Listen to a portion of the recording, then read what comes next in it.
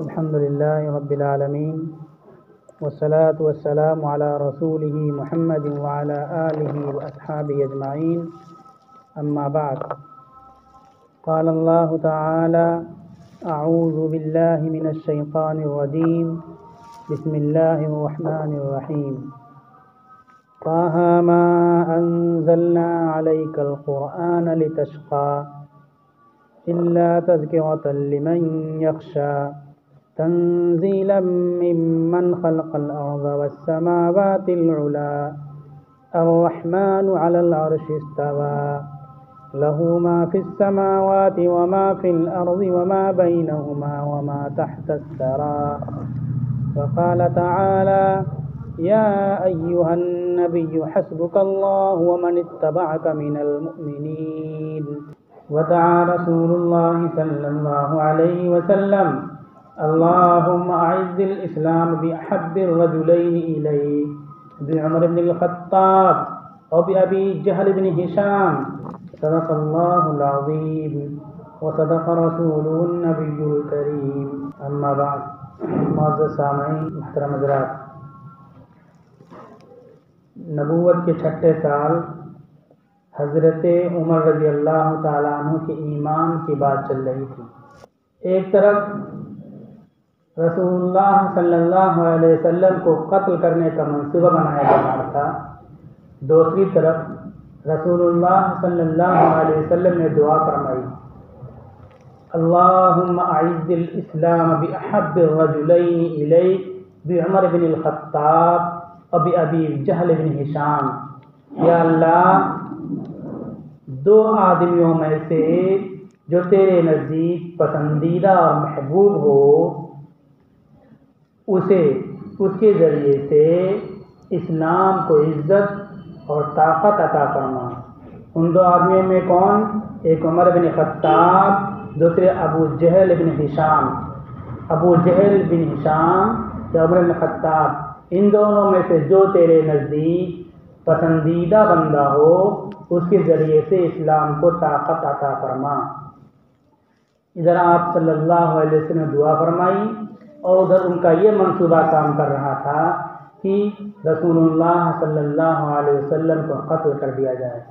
قتل کرنے کے لیے بہت سے لوگ سوچ رہے تھے، لیکن ان دشمنوں میں اور اس عزم کی تکمیل کے لیے سب سے زیادہ متحرک عمر تھے۔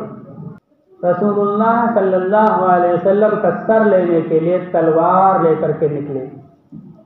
راستے میں ایک صحابی سے ملاقات ہو گئی، انہوں نے خیریت پوچھی تو بتلایا کہ آج میں محمد کا قصہ تمام کرنے جا رہا ہوں۔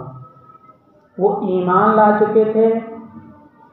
ہم اور آپ دیکھیں ایسے موقع پر کیا کرتے، کوئی ہمارے خلاف، ہمارے کسی بڑے کے خلاف اس طرح غصے کے عالم میں جا رہا ہو تو ہم کیا کریں گے؟ سوچیں، پھر یہ صحابی کا عمل دیکھیں۔ صحابی کا عمل ہدایت ہے، اور یہ ساری چیزیں اللہ تعالیٰ دکھا رہے ہیں اور بتا رہے ہیں کہ مسلمانوں کے ساتھ آئندہ بھی ایسے حالات آئیں گے تو مسلمان اپنے جذبات پر قابو رکھ کر کے اس مثال کو سامنے رکھیں گے اور پھر اس طرح اپنے لیے راستہ پیدا کریں گے۔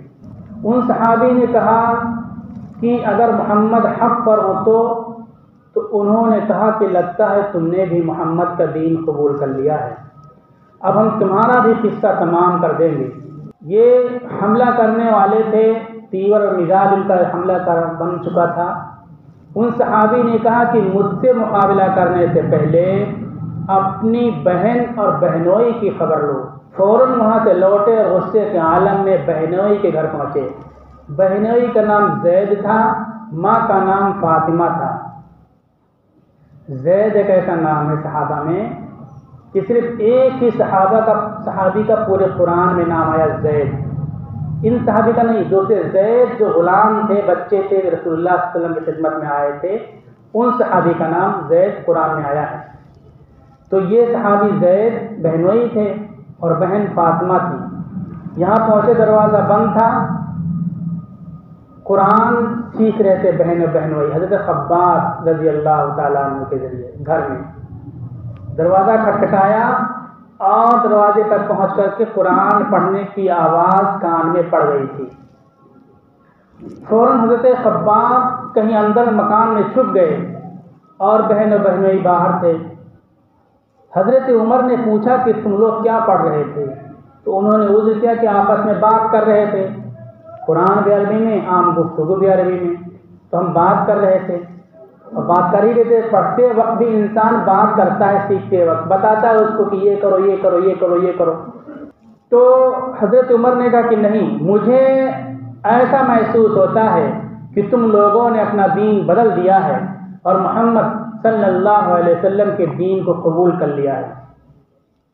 حضرت زید نے کہا کہ اگر محمد کا دین سچا ہو تو سوال کیا، جواب نہیں دیا، کہا میں نے قبول کر لیا۔ سچا ہو تو سوال کرنے سے انسان اس کا جب جواب سوچتا ہے تو اس کے سامنے حق واضح ہو جاتا ہے، صحیح غلط کی تفریق کی اس کے اندر کچھ رمق بیدار ہو جاتی ہے۔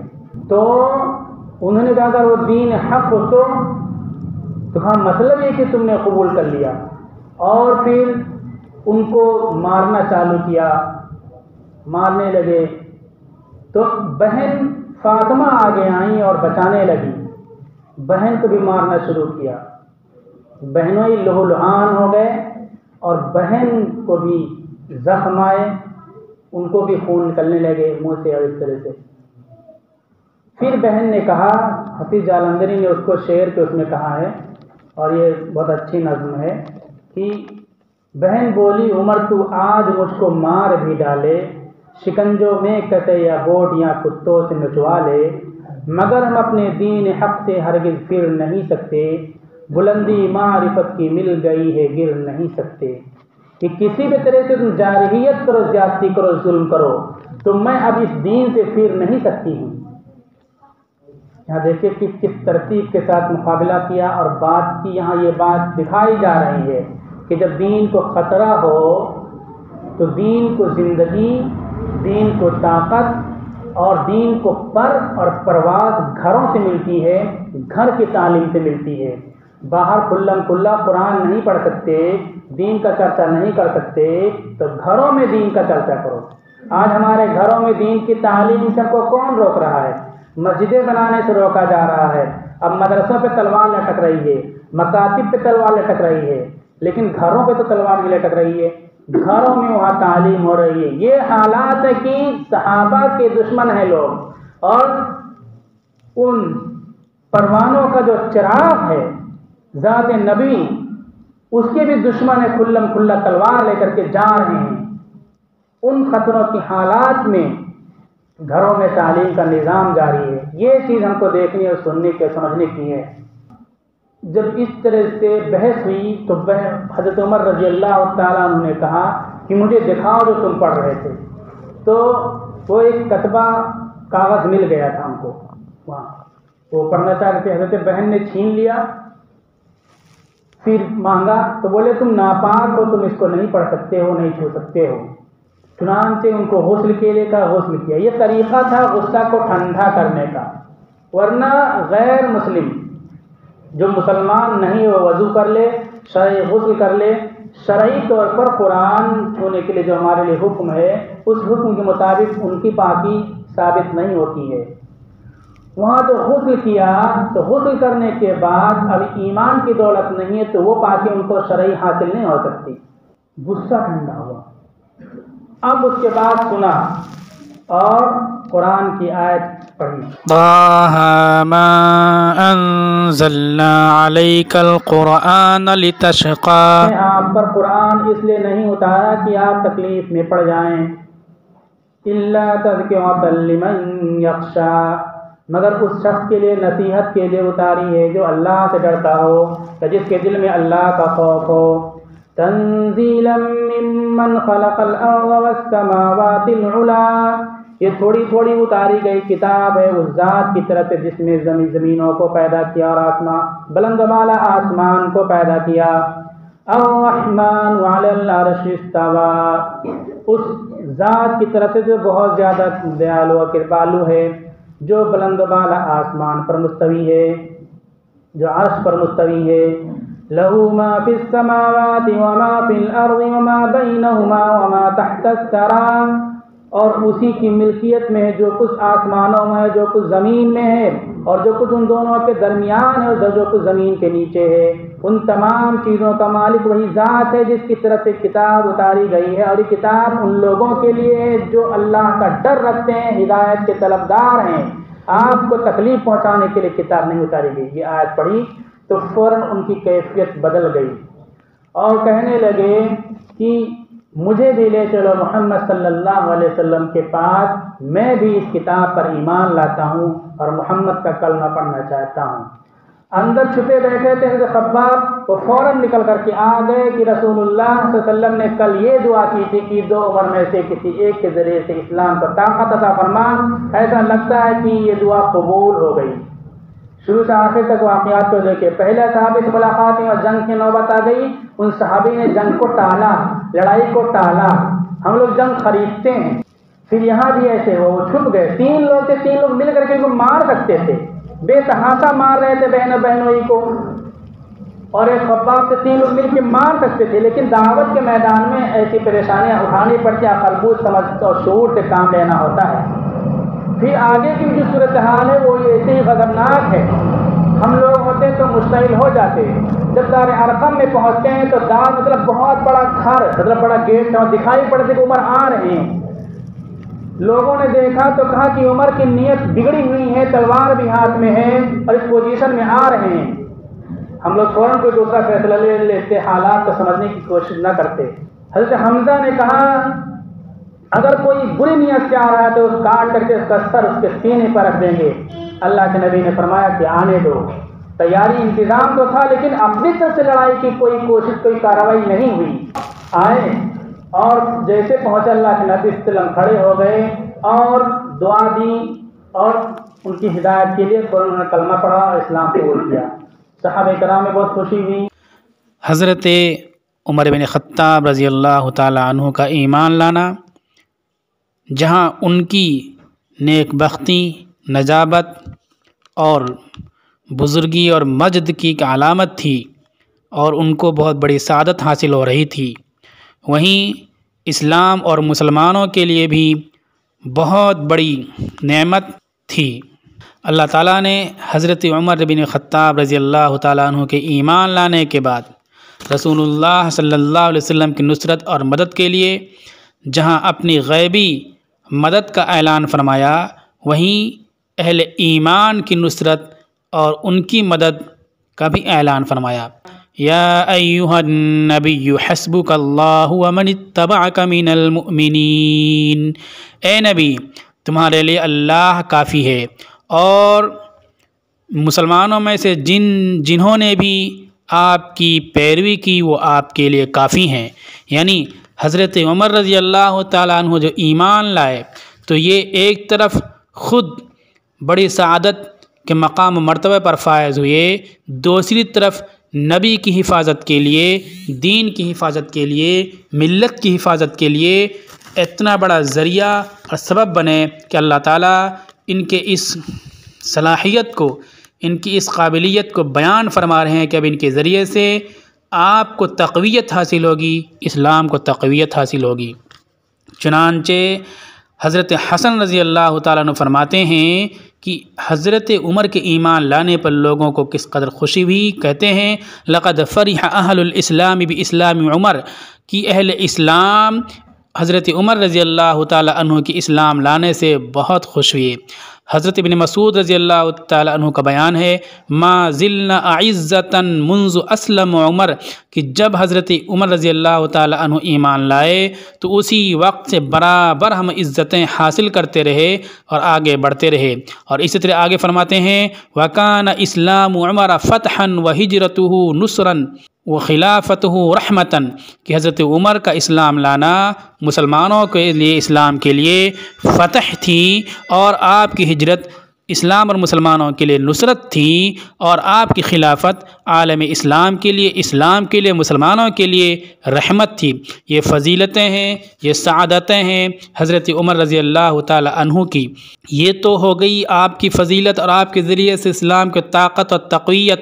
دوسری بات اہم یہ ہے جو ہمیں غور کرنے کی ہے، حضرت عمر رضی اللہ تعالیٰ عنہ جب ایمان لائے تو سب سے پہلے انہوں نے اپنے ایمان کے بارے میں، اسلام کے بارے میں اور دین حق کی اشاعت و تبلیغ کے بارے میں اس اہم ذریعہ اور وسیلہ کا استعمال کیا جسے اس دور میں پروپیگنڈا کہا جاتا ہے۔